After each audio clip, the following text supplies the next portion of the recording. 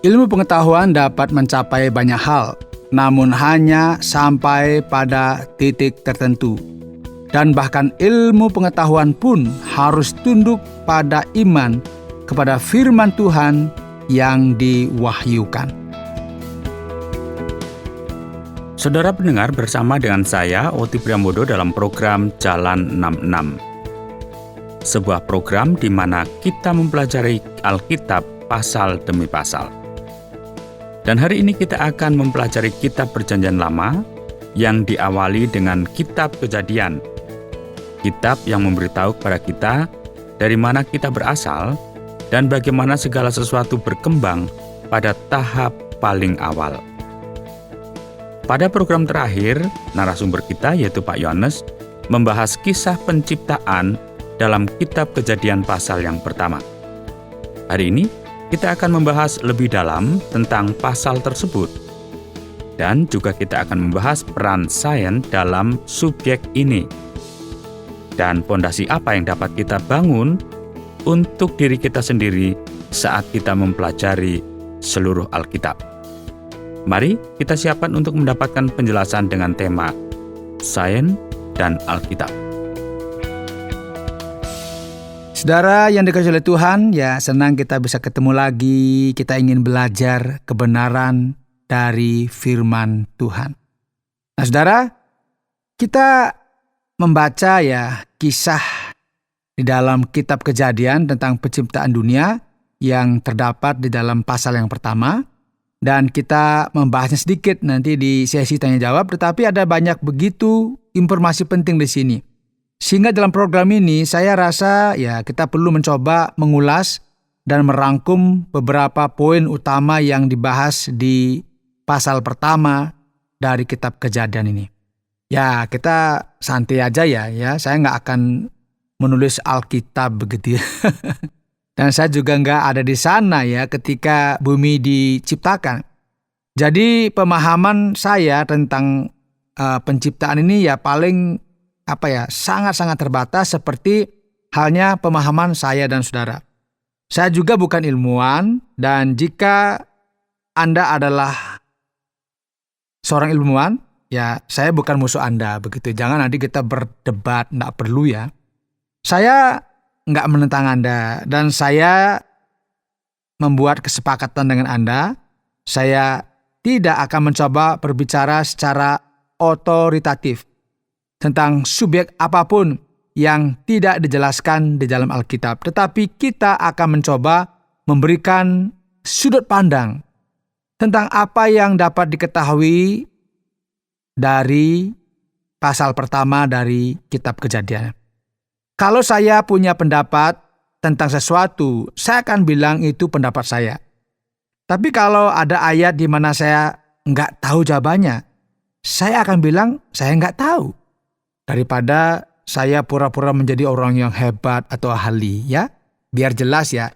Ya sebenarnya saya agak malu juga ya dengan banyaknya hal yang tidak saya ketahui.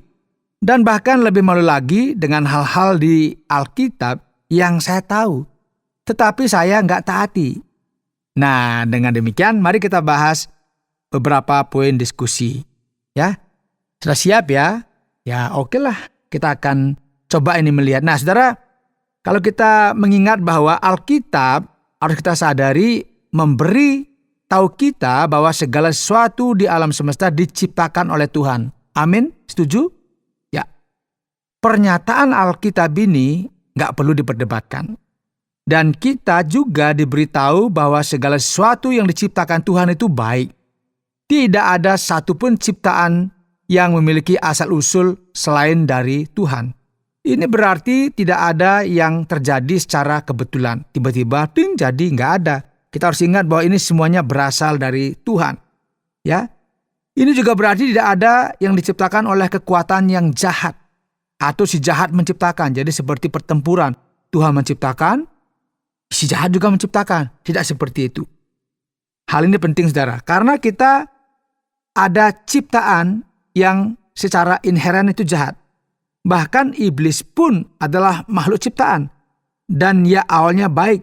Masalahnya pada suatu titik di kekekalan ia dirusak dan memperkenalkan dosa ke dunia dan umat manusia melalui tipu dayanya. Namun makhluk ciptaan dan benda-benda ciptaan itu bersifat netral dan dapat digunakan untuk kebaikan atau juga keburukan, tergantung pada hati penggunanya. Jadi tergantung kita menggunakan, misalnya mobil itu kan baik, karena kita bisa gunakan untuk ke sana kemari. Ya, mobil juga buruk kalau kita jadikan mobil itu sesuatu yang harus kita sembah. Harus disembah nih mobil, ya. Kita tidak hati-hati. Mobil bisa menabrak dan membunuh orang. Contoh yang lain ya, uang itu kan baik. Karena kita pahami bahwa uang itu sebagai alat tukar, ya, yang dapat digunakan untuk untuk belanja dan juga untuk membiayai pekerjaan Tuhan di muka bumi ini. Tetapi ingat bahwa uang juga buruk kalau kita menjadikan uang itu sesuatu yang harus kita kejar dan kita menjadi serakah dan kita mulai melakukan kejahatan dengan menggunakan uang atau kekayaan kita. Pisau itu baik dan juga bisa buruk, ya. Pisau kan bisa kita gunakan untuk masak di dapur gitu, memotong sayur dan sebagainya. Tetapi pisau juga bisa digunakan untuk apa? Melukai orang lain. Tenaga atom itu baik karena bisa digunakan oleh tenaga medis untuk menyembuhkan dan oleh perusahaan untuk memanaskan rumahnya. Ia juga buruk karena di tangan yang salah ia bisa membuat bom yang akan meluluhlantakkan sebuah kota. Jadi penciptaan itu baik. Tetapi hal-hal buruk bisa terjadi di dalamnya. Nah, saudara, asal-usul alam semesta itu membutuhkan iman untuk mempercayainya. Apapun keyakinan Anda, dibutuhkan iman. Kita bisa beriman kepada Tuhan yang menciptakan alam semesta dan bahwa Dia berbeda dari ciptaan karena lebih unggul, ya.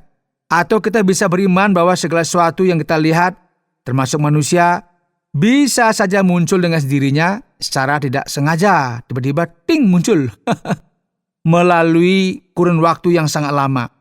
Nah, disinilah kita melihat konflik antara sains dan Alkitab. Menurut saya, ini adalah perang yang nggak perlu diperjuangkan. Di mana kita akan berada di dunia modern ini tanpa kemajuan sains? Nah, mungkin juga ya. Proses ilmiah mendorong rasa ingin tahu, mencoba ide-ide baru. Proses ini akhirnya kita mulai meneliti dan mulai mengadakan inovasi dan pengembangan. Nah, jika Anda punya teori, cobalah, uji. Ya, beginilah juga caranya Thomas Alva Edison itu menemukan bola lampu. Kita memiliki begitu banyak perangkat dan produk medis yang hemat tenaga. Berkat para ahli kimia dan penemu yang penuh rasa ingin tahu, dan mereka adalah para pekerja yang ada di laboratorium, matematikawan, dan ilmuwan luar angkasa yang mengabdikan hidup mereka untuk menemukan jawaban atas berbagai masalah dan yang membuat hidup kita lebih mudah. Ya, kita bersyukur karena ada orang-orang yang demikian. Dan proses ilmiah adalah prosedur langkah demi langkah yang dengannya apa yang benar dan dapat diterapkan, dapat dibuktikan kebenarannya. Apa yang tidak terbukti benar dan tidak berhasil ditolak. Kebenaran tidak takut akan cobaan. Apa yang berhasil dari ini harus diuji berulang kali dan kebenaran akan terbukti benar setiap kali diuji. Nah gitu ya. Jadi ini satu hal yang ya kita melihat ada ilmu pengetahuan yang perlu kita pahami di bagian ini. Nah, masalahnya muncul ya ketika ada orang yang menyimpang dari proses ilmiah. Dengan kata lain, mereka berhenti bertanya, menguji dan meneliti, dan mulai mendikte apa yang mereka inginkan agar menjadi sebuah kebenaran. Dan saudara mungkin tahu ya akhir-akhir ini banyak ilmuwan yang mempertanyakan penciptaan dunia dan nggak mau menerima narasi penciptaan yang sudah tertulis di dalam Alkitab. Sehingga mereka justru menciptakan pernyataan yang terdengar masuk akal. Tetapi bertentangan dengan kitab suci yang dianggap kuno. Yang buruknya, saudara, adalah teori-teori mereka tidak dapat dibuktikan. Loh, Pak, emang ada contohnya? Ada. Itu disebut dengan teori Big Bang. yang berasumsi bahwa segala sesuatu yang kita lihat, termasuk planet-planet dan semua bintang, berasal dari ledakan kosmik dahsyat jutaan bahkan miliaran tahun yang lalu.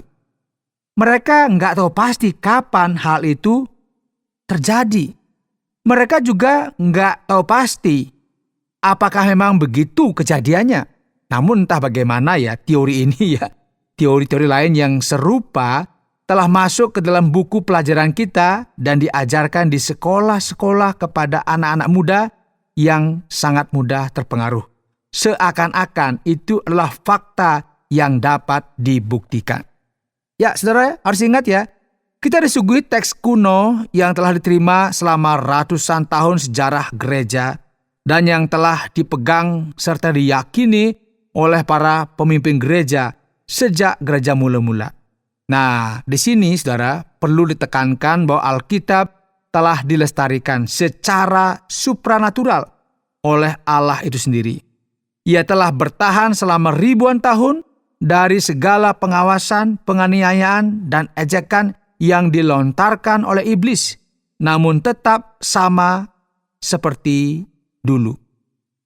Firman Tuhan itu teguh. Jadi, apa yang kita lihat dengan semua teori penciptaan yang berbeda ini bukanlah bertentangan di antara para filsuf dan ilmuwan, melainkan apa yang tampak sebagai serangan terhadap apa yang telah difirmankan Tuhan dalam firman-Nya. Saudara, dibutuhkan iman untuk mempercayainya. Namun bagi saya secara pribadi, dibutuhkan iman yang lebih besar untuk mempercayai bahwa alam semesta yang rumit ini terjadi secara kebetulan, daripada untuk mempercayai bahwa Tuhan menciptakannya. Ya, saudara, gagasan lain yang muncul adalah bahwa ada beberapa hal di alam semesta yang pada dasarnya jahat, sehingga tidak mungkin diciptakan oleh Tuhan yang sempurna.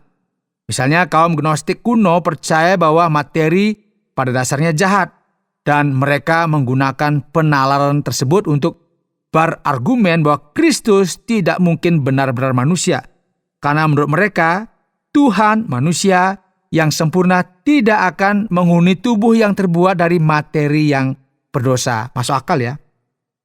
Maka mereka bersikeras bahwa Kristus hanyalah penampakan. Dan hukum makanan di dalam Perjanjian Lama menyatakan beberapa makanan najis. Namun, Yesus menyatakan bahwa kejahatan berasal dari hati manusia yang tidak dapat dibersihkan dengan sabun yang mahal, mungkin harganya 1 juta, ataupun air, bahkan hukum-hukum makanan yang bersifat seremonial.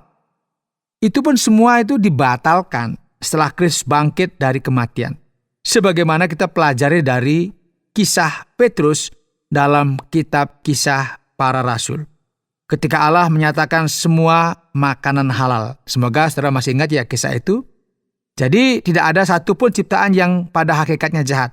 Segala sesuatu dapat digunakan untuk kebaikan ataupun kejahatan, tergantung dari niat penggunanya. Nah saudara, kita punya pertanyaan, apakah bumi dan alam semesta diciptakan dalam 6 hari secara harfiah, seperti yang tertulis dalam kitab Kejadian?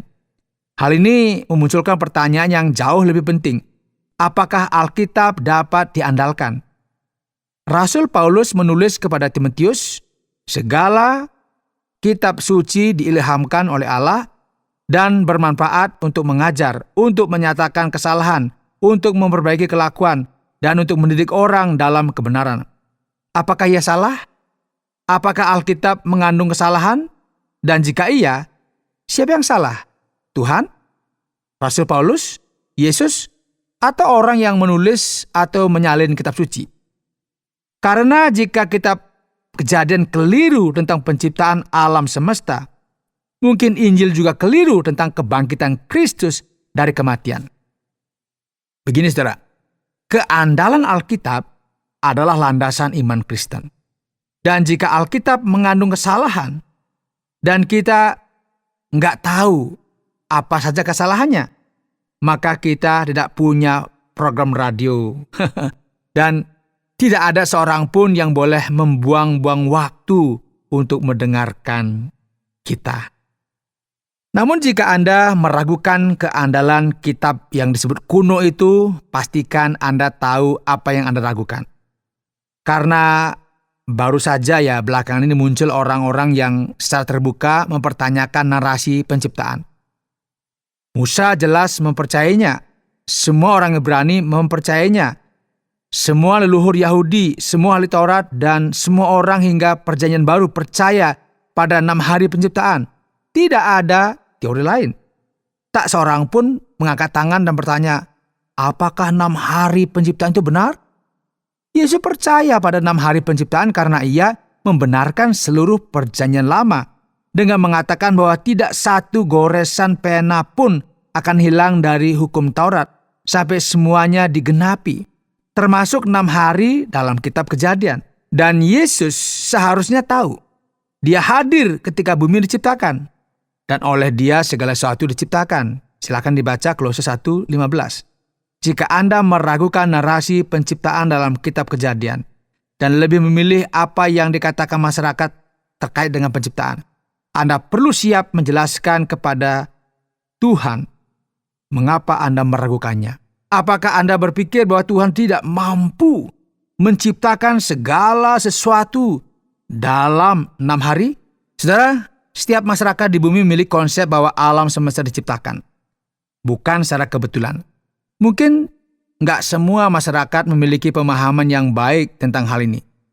Tetapi Tuhan telah menempatkan kekekalan di dalam hati manusia, dan pemahaman dasar ini terutama ada karena apa? Kesaksian Tuhan sendiri. Konsep ini ada di dalam kerangka utama kita. Ketika seorang ateis menyangkal keberadaan Tuhan, ia sedang melawan pengetahuan yang telah Tuhan sendiri tanamkan dalam diri kita masing-masing. Ciptaan menyingkapkan Tuhan kepada kita. Perhatikan Mazmur 19. Karena setiap kali kita memandang langit, kita dipaksa untuk bertanya-tanya. Pernah kita pandang ke langit? Langit itu maha luas, tak terhingga. Namun setiap kali kita memandang ke bawah, kita juga dipaksa untuk bertanya-tanya. Karena materi terdiri dari molekul, yang juga terdiri dari atom yang tak terhingga kecilnya. Dan kita melihat sekeliling kita pada keindahan bumi dengan keanekaragaman tumbuhan dan hewannya, dan bagaimana segala sesuatu bereproduksi dan tumbuh sesuai jenisnya dalam ekosistem yang mandiri. Kita hanya dapat menyimpulkan bahwa semua ini terjadi karena rancangan ilahi. Mempercayai bahwa semua ini muncul begitu saja, atau bahwa mungkin berevolusi secara tidak sengaja sering waktu, bahkan tidak memenuhi persyaratan logika.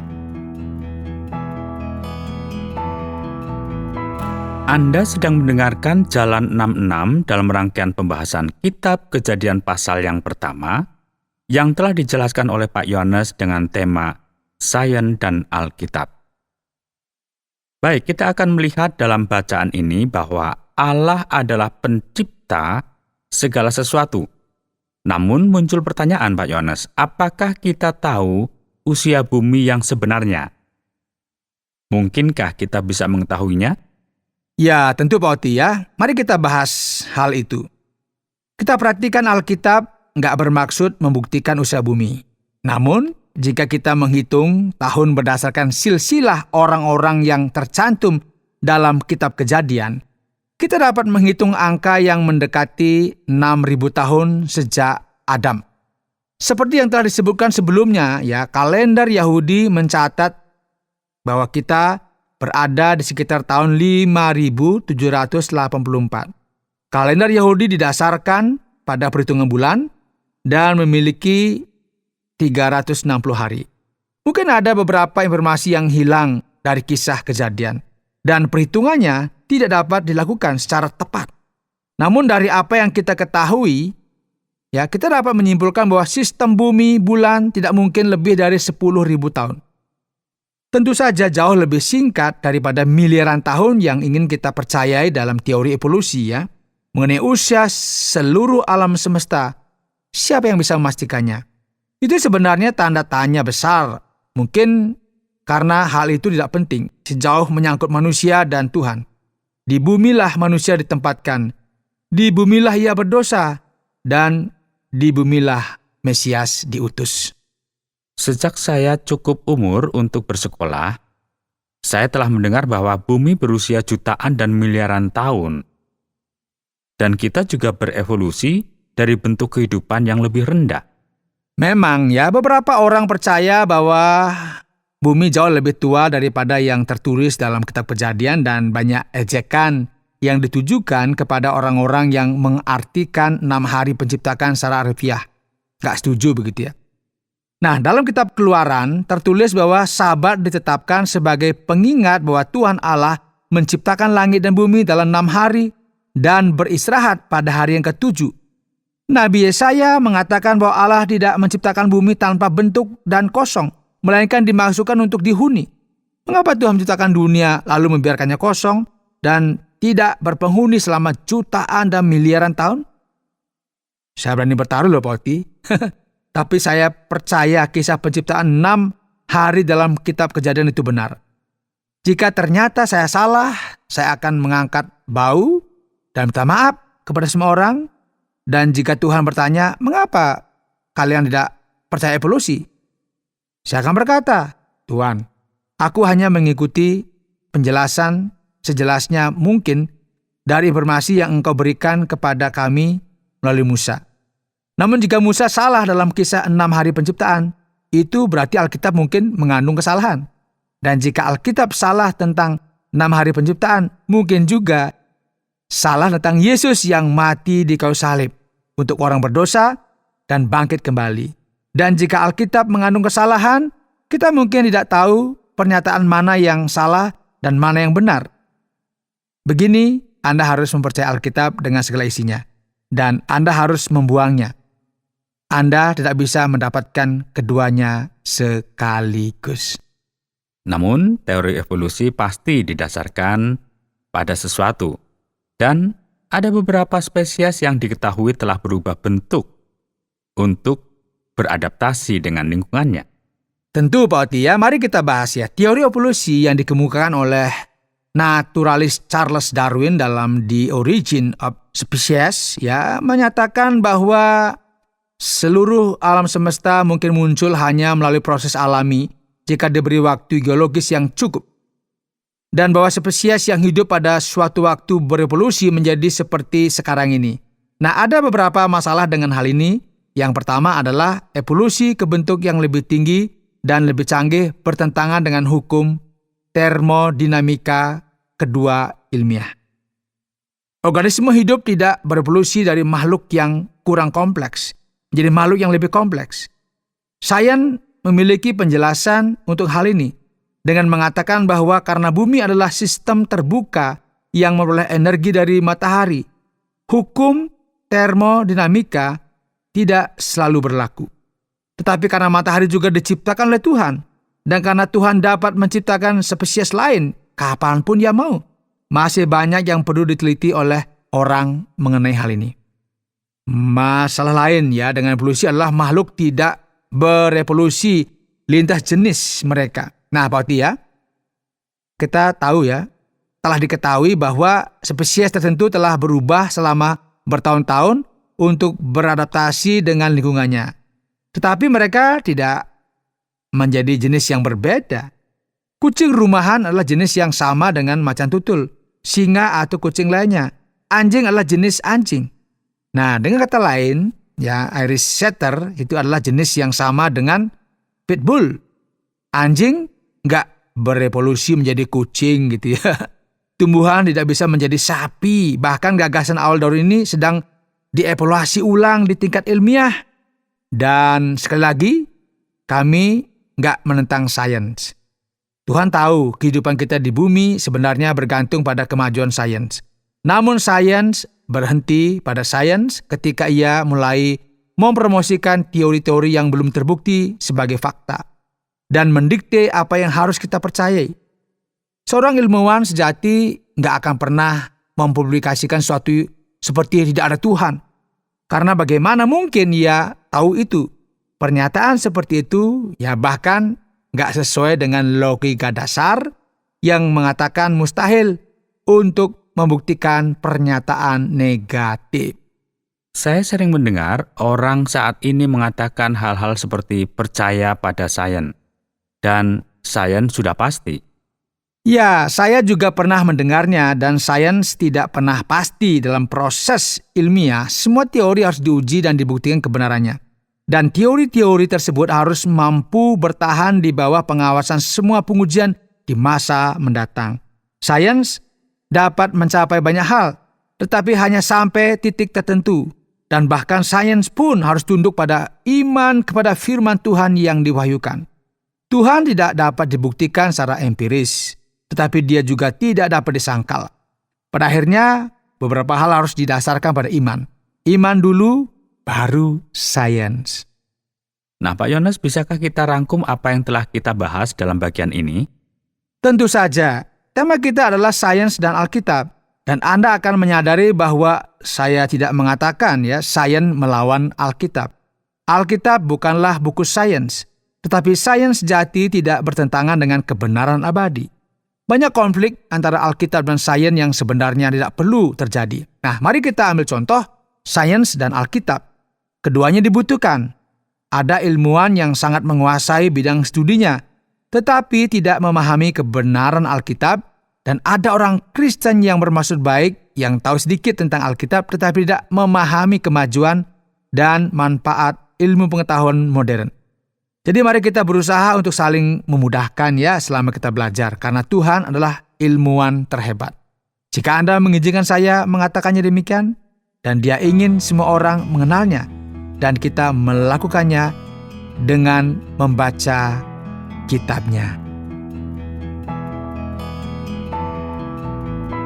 Baiklah Pak Yones, terima kasih banyak. Dan kita baru saja memulai perjalanan kita untuk menelusuri halaman-halaman kitab zaman yang cukup lama. Saudara pendengar, karena waktu yang tidak memungkinkan, kita akhiri program Jalan 66 kali ini. Kami menantikan Anda untuk tetap mengikuti pelajaran berikut dalam lanjutan pembelajaran Alkitab yang memberikan pelajaran menyeluruh tentang firman Tuhan. Jika Anda memiliki pertanyaan atau berespon terhadap topik berhubungan dengan program ini, silakan menyampaikan melalui WhatsApp ke nomor 081 333 777 386. 081 333 777 386. Terima kasih atas perhatian Anda.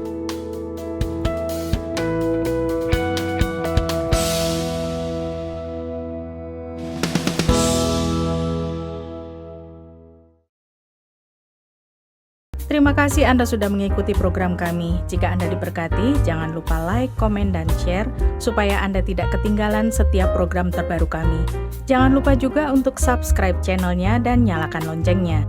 Jika Anda ingin mendukung pelayanan kami, bisa melalui rekening kami berikut ini atau menghubungi kami di sini.